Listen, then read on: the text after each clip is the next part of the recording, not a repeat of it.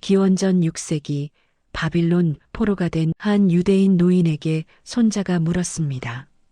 할아버지, 세상은 어떻게 시작된 거예요? 바빌론 사람들은 말했습니다. 신들이 서로 싸워 죽였고 그 시체로 하늘과 땅을 만들었다고요. 태양신 샤마시가 매일 하늘을 가로질러 간다고요. 하지만 노인은 다른 이야기를 들려주었습니다.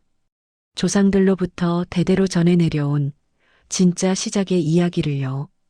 태초에 아무것도 없던 그때, 처음에는 정말 아무것도 없었습니다.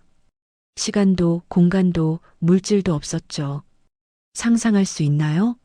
완전한 무였습니다. 그런데 누군가 계셨습니다. 하나님이셨죠. 히브리어로 엘로힘. 스스로 존재하시는 분, 시작도 끝도 없는 분이셨습니다. 그분이 무언가를 시작하기로 결심하셨습니다. 왜였을까요? 외로워서? 심심해서? 아닙니다. 그저 사랑이 넘쳐서 나누고 싶으셨던 것 같습니다. 처음 만들어진 것은 형태가 없었습니다. 땅이라고 부를 수 있는 무언가가 있었지만 혼란스러웠습니다. 히브리어로 토후와보후, 뒤죽박죽이고 텅 비어 있었죠. 깊은 물이 있었고 그 위는 칠흑 같은 어둠이었습니다. 그런데 하나님의 영이 그 수면 위를 부드럽게 움직이고 계셨습니다. 말씀 한마디. 그때였습니다. 고요함을 깨는 음성이 들렸습니다. 빛이 있으라. 순간 빛이 폭발했습니다. 투쟁도 노력도 땀도 없었습니다. 그저 말씀 한마디. 그것으로 충분했습니다. 바빌론 신화에서는 신 마르둑이 괴물 티아마트와 치열하게 싸웁니다. 피를 흘리고 괴물을 죽이고 그 시체를 반으로 갈라 하늘과 땅을 만들죠. 창조는 폭력이고 전쟁이었습니다. 하지만 성경의 하나님은 다르셨습니다. 말씀하시기만 하면 되었습니다. 싸워야 할 적도 없고 물리쳐야 할 혼돈도 없었습니다. 그분의 말씀이 곧 현실이 되었으니까요.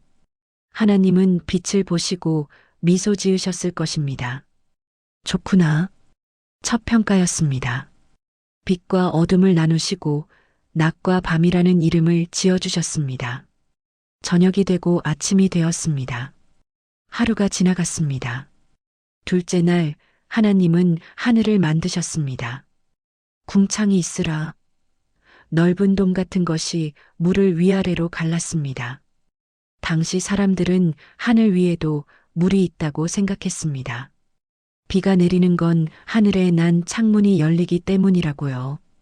오늘날 우리는 구름과 수증기를 알지만 그때는 그게 전부였죠. 셋째 날은 극적이었습니다. 물은 한 곳으로 모이고 마른 땅이 드러나라. 바다가 물러가고 육지가 나타났습니다. 땅은 갈색이었고 황량했지만 하나님은 거기서 멈추지 않으셨습니다. 땅아, 풀을 내라. 나무를 내라. 그러자 땅이 반응했습니다. 초록색이 번져나갔습니다. 풀이 자라고 꽃이 피고 나무가 솟아올랐습니다. 씨앗을 맺고 열매를 맺는 모든 식물이 하루 만에 세상을 뒤덮었습니다. 하나님은 만족스러워 하셨습니다. 좋구나. 넷째 날의 이야기는 흥미롭습니다. 하나님은 하늘의 빛들을 달아주셨습니다. 큰 빛 하나, 작은 빛 하나, 그리고 수없이 많은 별들을요. 잠깐, 이상하지 않나요? 첫째 날에 이미 빛이 있었는데 넷째 날에 해를 만드신다고요? 맞습니다. 의도적이었습니다. 고대 세계에서 태양은 신이었습니다. 이집트의 라, 바빌론의 샤마시. 사람들은 매일 아침 태양이 떠오르면 절했습니다. 달도 마찬가지였죠. 달의 신, 금성의 여신 이슈타르. 밤하늘은 신들로 가득했습니다. 그런데 성경은 뭐라고 말합니까? 그것들은 그냥 광명체라고요. 등불이라고요. 하나님이 만든 도구일 뿐이라고요. 낮과 밤을 나누고 계절과 날과 해를 알려주는 표시판이다. 숭배할 대상이 아니라 시계이고 달력이라는 거죠. 이건 혁명이었습니다. 바빌론 포로들이 이 이야기를 들었을 때 얼마나 위로가 되었을까요? 우리가 두려워하는 저 태양도 달도 그저 우리 하나님이 만든 램프구나. 별들도 마찬가지였습니다. 점성술사들이 별자리로 운명을 점쳤지만 성경은 말합니다. 저건 그냥 장식등이라고요. 다섯째 날 세상이 움직이기 시작했습니다. 물들아 생물로 가득 차라. 새들아 하늘을 날아라. 물속에서 무언가 헤엄치기 시작했습니다. 작은 물고기부터 거대한 바다 괴물까지 고래 같은 거대한 생물들이었습니다. 바빌론 신화에서 타니님은 혼돈의 괴물이었습니다. 마르둑이 죽여야 할 적이었죠. 하지만 여기서는 하나님이 만든 귀여운 피조물일 뿐입니다. 새들도 하늘을 가득 채웠습니다. 참새, 독수리, 학까마귀, 각기 종류대로 날개를 펼쳤습니다. 그리고 하나님이 처음으로 피조물에게 직접 말씀하셨습니다. 생육하고 번성하라. 바다를 채우고 하늘을 채워라. 축복이었습니다. 하나님은 그들이 많아지기를 원하셨습니다. 생명이 생명을 낳고 세상이 살아 숨쉬기를 바라셨죠. 여섯째 날 아침이 밝았습니다. 마지막 날이었습니다. 땅아 생물을 내라. 포유류들이 나타났습니다. 가축, 들짐승, 땅을 기어다니는 것들, 사자, 코끼리, 토끼, 뱀, 모든 땅의 동물이 창조되었습니다. 그리고 하나님이 멈추셨습니다. 뭔가 생각에 잠기신 것 같았습니다. 지금까지는 있으라 하고 명령하셨습니다. 하지만 이번에는 달랐습니다. 우리가 사람을 만들자. 우리의 형상대로, 우리의 모양대로 만들자. 형상? 무슨 뜻일까요? 하나님은 영이시니까 눈, 코, 입이 아닙니다. 그럼 뭘까요? 고대 세계에서 왕들은 제국 곳곳에 자기 동상을 세웠습니다. 이곳은 내 땅이다. 이 동상이 나를 대표한다. 동상은 왕의 권위와 존재를 나타냈죠. 마찬가지였습니다. 마찬가지로 하나님은 인간을 자신의 형상, 즉, 이 땅에서 하나님을 대표하는 존재로 창조하셨습니다. 물리적 모습이 아니라 하나님의 대리자, 하나님의 통치를 드러내는 존재로 말입니다. 하나님이 흙으로 사람을 빚으셨습니다. 그리고 그 코에 생기를 불어넣으셨습니다. 사람이 살아 숨쉬는 존재가 되었습니다.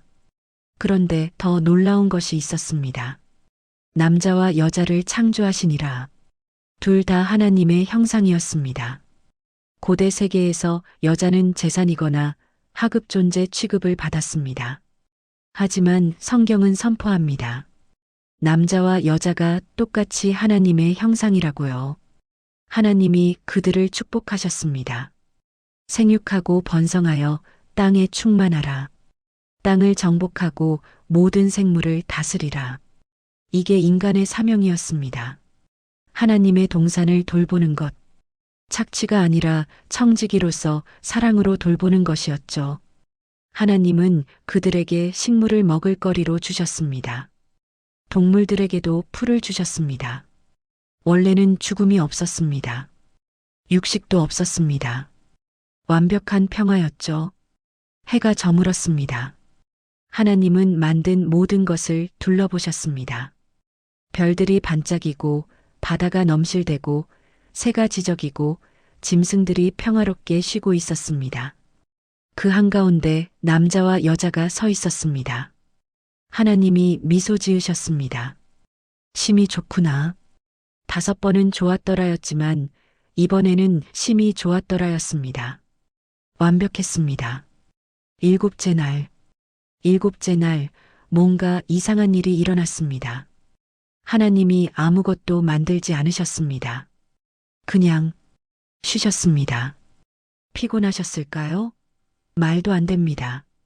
전능하신 분이 피곤할 리 없죠. 그럼 왜? 우리 때문이었습니다. 하나님은 일곱째 날을 축복하시고 거룩하게 하셨습니다.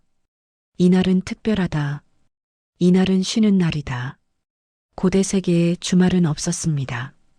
노예는 죽을 때까지 일했습니다. 심지어 자유민도 쉬지 못했습니다. 쉰다는 건 왕이나 귀족의 특권이었죠. 그런데 하나님은 말씀하셨습니다. 일주일의 하루는 쉬어라. 노예도, 종도, 심지어 동물들도 쉬어라.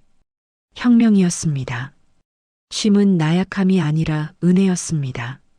하나님이 우리를 기계가 아니라 사람으로 지으셨다는 증거였죠.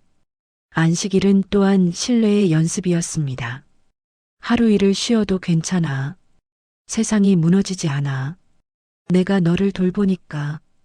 모든 것이 완성되었습니다. 7일.